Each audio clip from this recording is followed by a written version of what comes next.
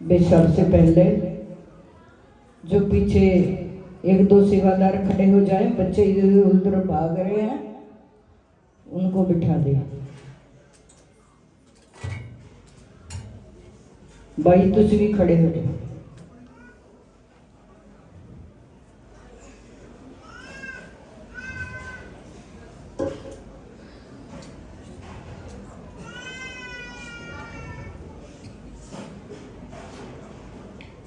पीछे से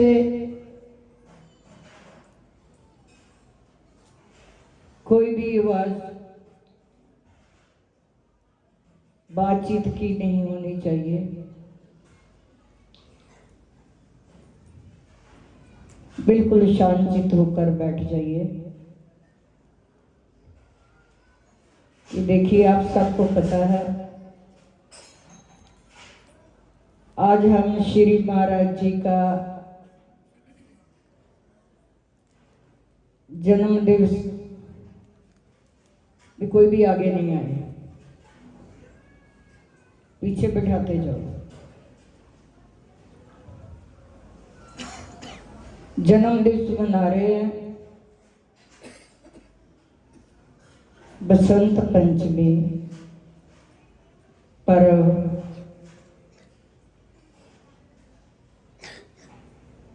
उनके जन्म के साथ साथ हमारी जिंदगी में भी एक खुशियां आ जाती हैं।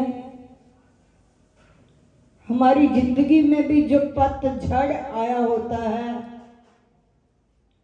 वो समाप्त होकर बसंत का रूप ले लेती है। हमारे भीतर जो आनंद की लहरें होती हैं वो नई से नई पैदा हो जाती है।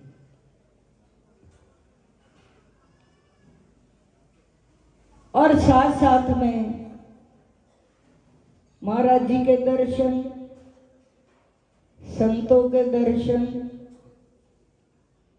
कल मेरे पास एक भगत आया था, कहने लगा भाई जी मैंने संत दर्शन का फल जो समझ रखा है।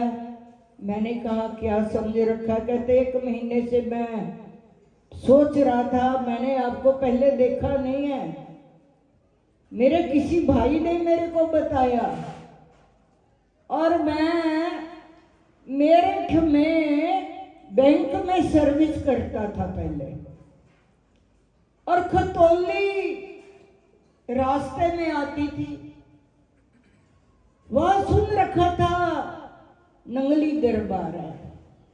कहते जहां आकर देखा, जहां भी लिखा नंगली दरबार, नंगली आश्रम। कहते मैंने उनसे कहा कि ऐसे तो नंगली आश्रम वहां पर भी है खतौली के पास, यहाँ कौन सा नंगली आश्रम आ गया? तो वो कहने लगा ये वही नंगली आश्रम है जो खतौली में आप बोल रहे हो। कहते मैंने देखा नहीं है, लेकिन मैं 1 महीने से जो सोच रहा था मेरे को कोई संत दर्शन हो जाए। मैंने कहा संत दर्शन का मतलब समझते हैं? कहते सारी जिंदगी के कष्ट जो होते हैं वो समाप्त हो जाते हैं एक बार संत के दर्शन करने।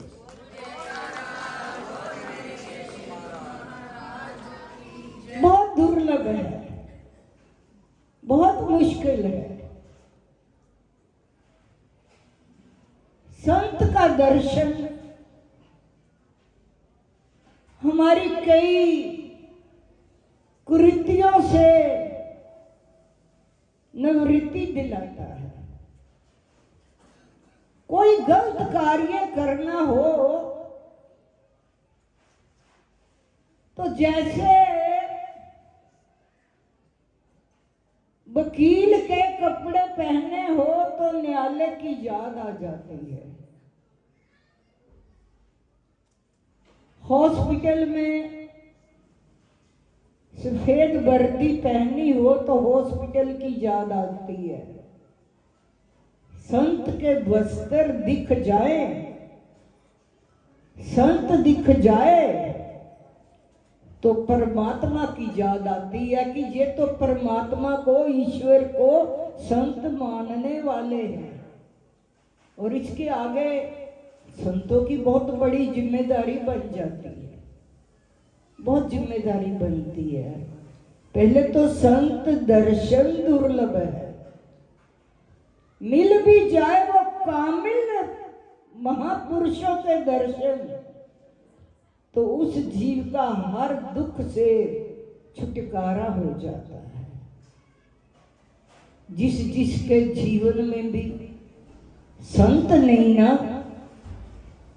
उसको असली मार्ग का पता नहीं चलता कि मेरी जिंदगी की हकीकत क्या है, मेरा इस संसार में आना किस लिए हुआ है।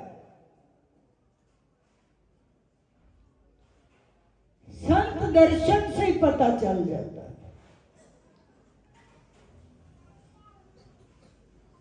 जैसे आपने सुना होगा, मैं आज आप सबको बहुत बहुत पहले तो श्री महाराज जी के जन्म दिवस की बधाई देती हूँ। दूसरी बात, आप जितने भी लोग महाराज जी के दर्शनों के लिए यहाँ आए हुए हैं, वो अपने आप को समझे कि हम बहुत ही ज्यादा भाग्यशाली हैं कि हम अपने गुरुदेव का जन्मदिन मना रहे हैं। कितने भाग्यशाली हैं। तो संत दर्शन को जब जीव जाता है उसको क्या फल मिलता है। एक एक कदम जब भी हम आश्रम की ओर आना शुरू करते हैं, आजकल तो भाई जब तक एक्टिवा पास में नहीं है, गाड़ी पास में नहीं है, भाई जी क्या करें, हमारी एक्टिवा जो थी वो खराब होगी, घर में बैठ गए, बस सत्संग का टाइम निकल गया। उसके बगैर हम लोग चल नहीं पाते।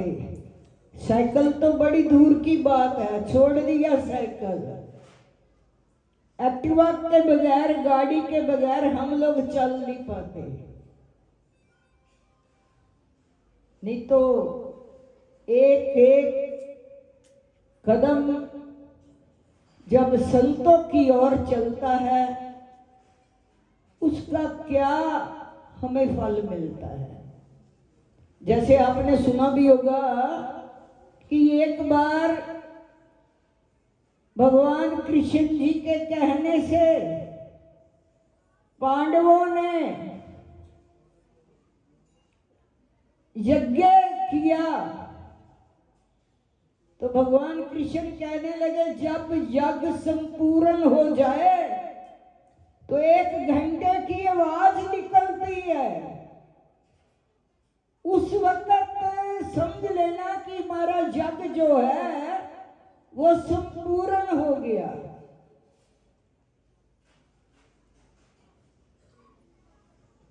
ये बाहरी बात मैं आपको बता रही हूं,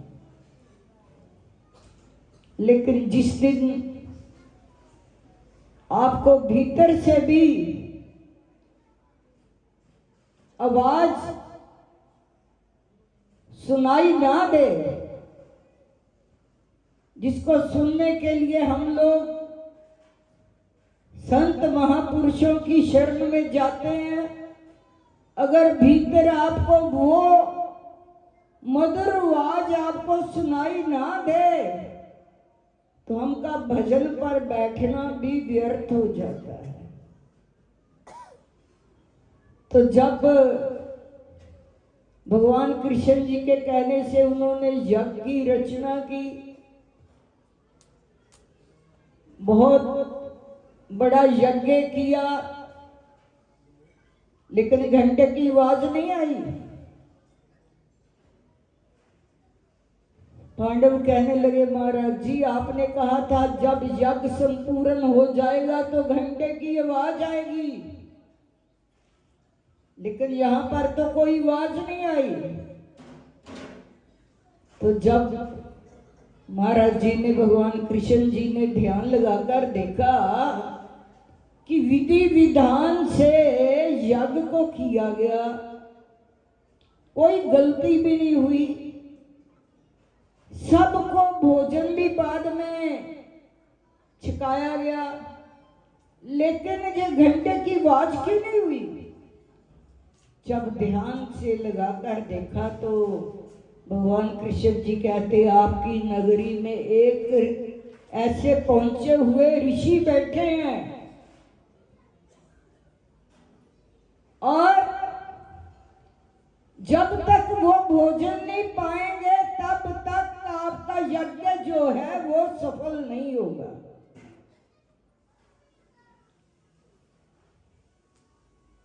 कहते अच्छा, कहते हैं कि गृहस्थ जीवन को भी ऐसा एक नियम अपनाना चाहिए। कभी कभी संतों को घर में बिठाकर भोजन कराना चाहिए, लेकिन हम इन चीजों की ओर ध्यान नहीं देते।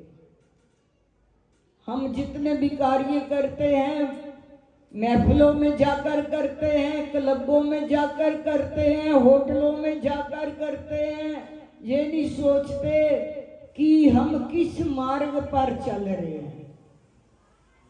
उन्होंने कहा कि एक ऋषि हैं जिनको आपने भोजन नहीं कराया, जब तक वो भोजन नहीं पाएंगे आपका यज्ञ सफल नहीं होगा।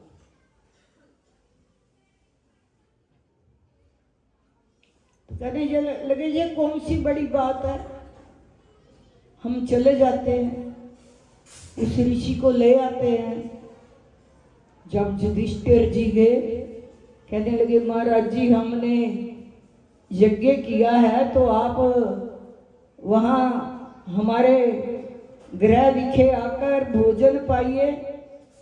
तो आगे से महाराज जी कहने लगे कि मैं तो आपके घर का भोजन नहीं पा सकता।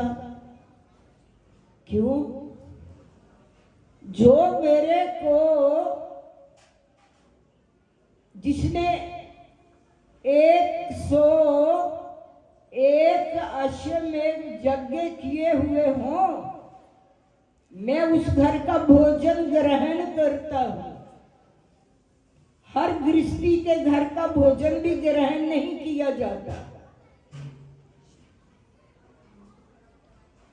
मैं उसका भोजन ग्रहण करता। वो कहता है हम तो यज्ञ ही पहला कर रहे हैं, पहला यज्ञ। फिर कहने लगे चलो भी पांचों मिलकर जाते हैं। पांचों भाई मिलकर वो ऋषि के चरणों में गए। कहने लगे महाराज जी हमारी प्रार्थना है स्वीकार कीजिए, आप हमारे घर में पधारिए, यज्ञ को सफल कीजिए, भोजन पाइए। तो वो आगे से महात्मा जी कहने लगे, ऋषि कहने लगे आपको पता नहीं है मैं उस घर का भोजन ग्रहण करता हूं जिसने 101 यज्ञ का फल मुझे दे।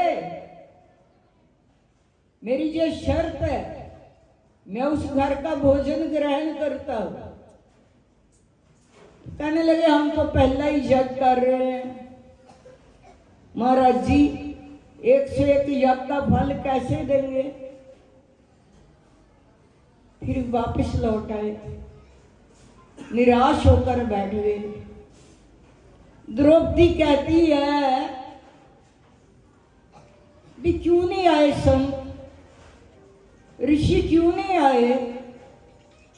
उन्होंने सारी बात बता दी कि हम तो यज्ञ पहला कर रहे हैं। तो वो कह रहे हैं 101 यज्ञ का फल मेरे को देगा, मैं उस घर का भोजन ग्रहण करूंगा। द्रौपदी कहती ये कौन सी बड़ी बात है, चलो मैं चलती हूँ।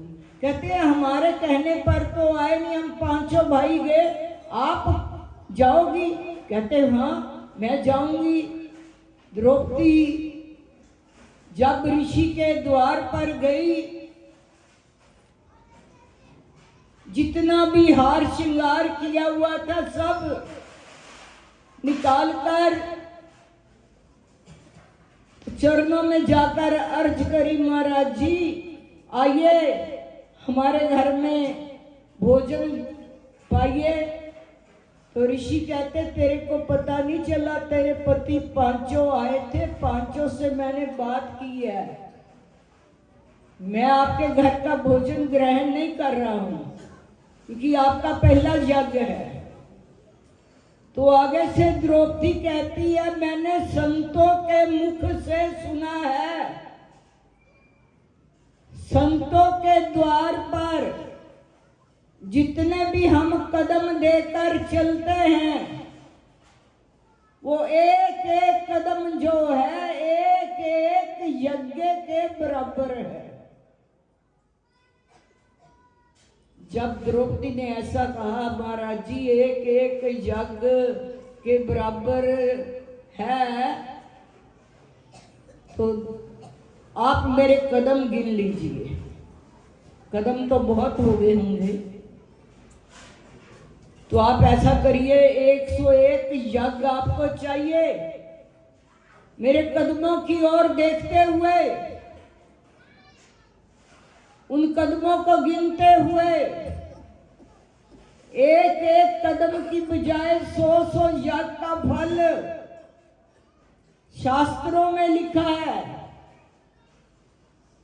कहती है महाराज जी संत मिलन को जाइए, तज ममता अभिमान।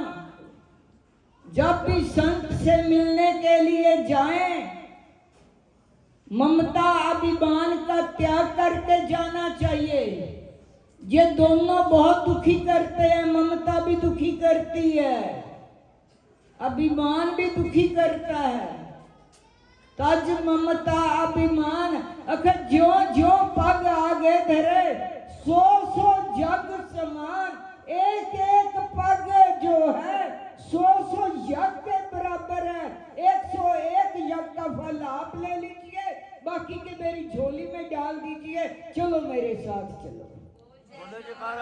बोल मेरे श्री गुरु महाराज। ऐसा भाव होना चाहिए। ऋषि को जाना पड़ा, संत का घर में आना, ग्रह विखे आना।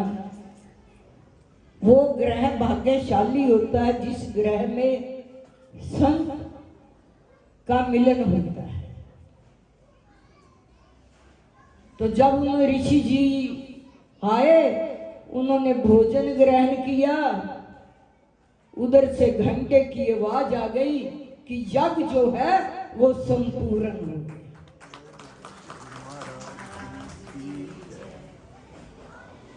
तो ऐसा जब आप लोग घर से आते हो तो जिस जिस भी आश्रम में जाते हैं, संतों के पास जाते हैं, इसका फल आपको पता नहीं चलता कि हमको क्या मिल रहा है। वो देने वाला दिखाकर नहीं देता, वो गुप्त रूप में देता है। दिखाने वाले हम लोग थोड़े हैं, तुम लोग थोड़े हो दिखा दिखा कर देना। वो दिखाकर नहीं देता, वो पता नहीं कितना कुछ अपार हम लोगों पर कृपा कर देता है, हमें पता ही नहीं चलता।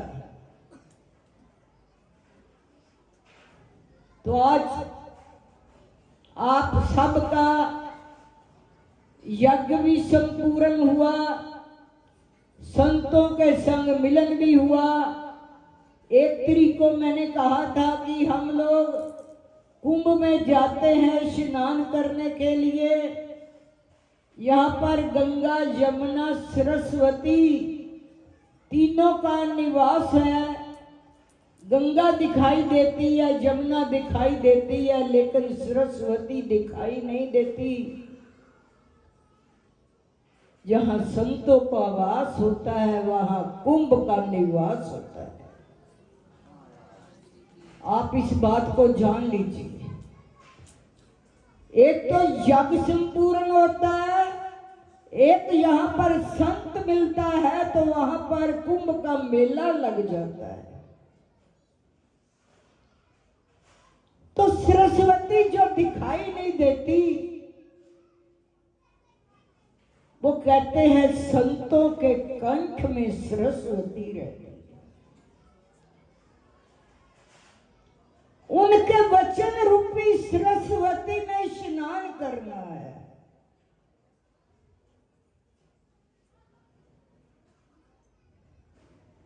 केवल स्नान ही नहीं करना, कुछ और भी आप लोगों को लेना है। गंगा मैया पे जाते हो ना, स्नान करते हो, फिर थोड़ा सा जल जो होता है गंगा मैया से निकालकर हम बोतल में ले लेते हैं, कैन में ले लेते हैं, जैसा भी बर्तन होता है उसमें वैसा ही जल ले लेते हैं। लेकिन उसको क्या कहा जाता है? गंगा जल।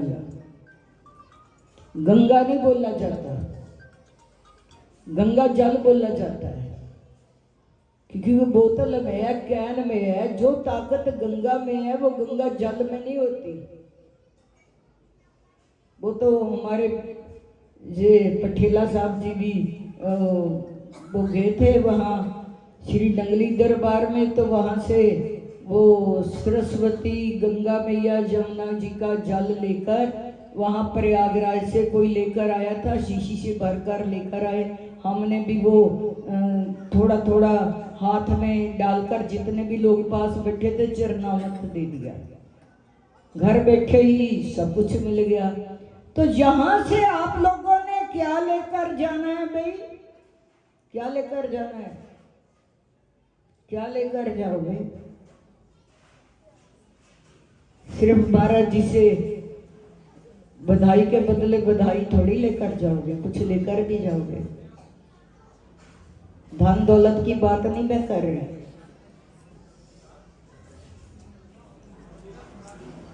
लेकिन जो उनके कंठ से सरस्वती बहती है उसमें स्नान भी करना है। हृदय रूपी बोतल को खाली करके लायो या पहले भर कर लायो? हृदय रूपी बोतल में गुरु वाक, संत वचन वो भरकर अपने घर में लेकर जाना है, जो खत्म ही ना हो। जल तो लिया ना, मुख में डाला, खत्म हो गया, लेकिन गुरु वचन में स्नान करना और संत वचन में, संत आज्ञा में जीवन जीने की कला आनी चाहिए। कौन कौन मेरी बात को समझ रहा है? समझ रहा है कि नहीं समझ रहा है? हृदय रूपी बोतल खाली लेकर आयो कि भरकर लेकर आयो? यदि भरकर लेकर आयो, मैं ढेलूंगी तो बाहर निकल जाएगा। बिल्कुल स्वच्छ होना चाहिए।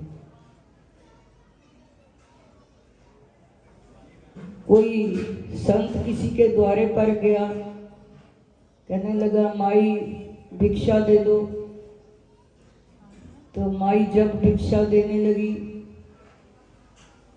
तो देखा कि जिसमें भिक्षा डालनी है, खीर उसने बना रखी थी, वो गोबर से लिपायमान था, उसमें गोबर लगा हुआ था।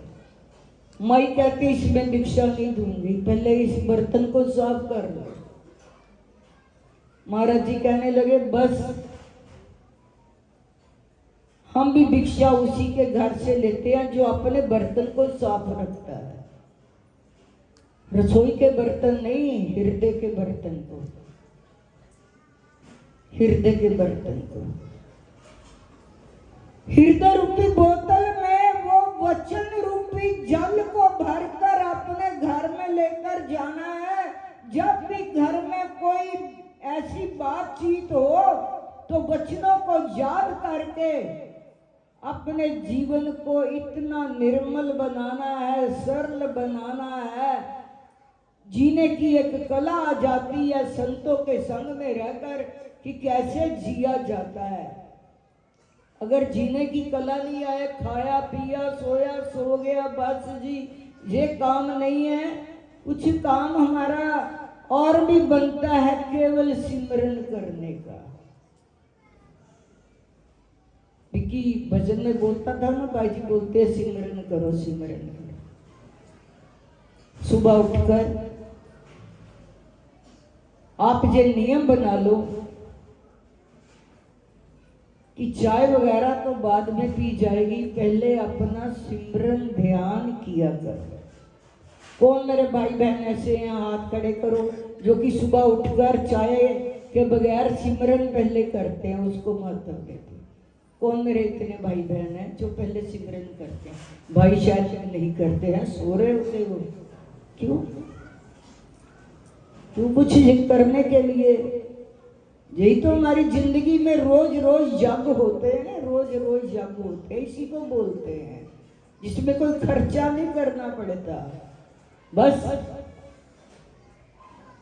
अपनी पावर को लेना है, ताकत को लेना है। सुबह उठकर जब तक आपके भीतर वो ताकत ना आ जाए, पावर ना आ जाए, महाराज जी के दर्शन ना हो जाए, सिमरन ना हो जाए, आपको शांति कैसे मिलती है?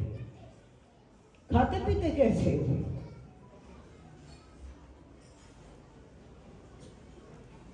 अगर शांति को पाना है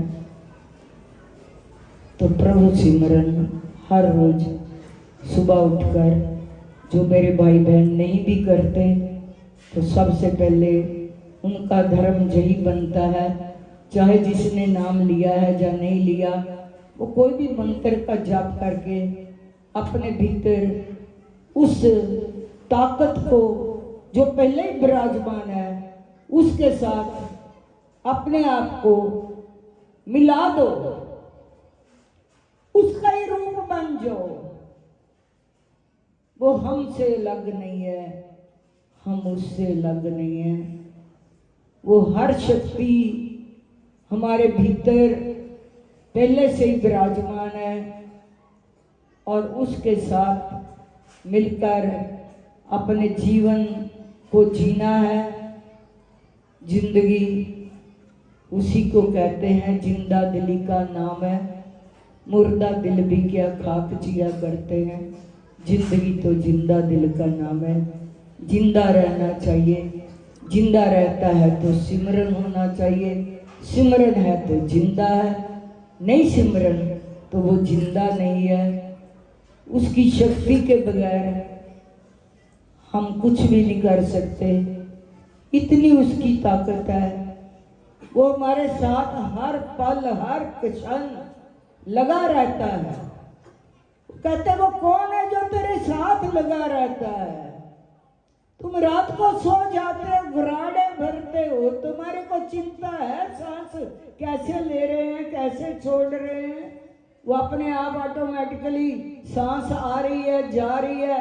सुबह उठकर शुक्रिया अदा करना चाहिए, शुक्र है मेरे मालिका, नया दिन दिखा दिया। नया दिन दिखाया तो कुछ करना भी चाहिए। तो मेरी आपसे प्रार्थना है, एक तो सिमरन को बढ़ा दो, दूसरा आपको बहुत बहुत भंडारे की, गुरु महाराज जी के जन्म की आपको बहुत बहुत बधाई हो।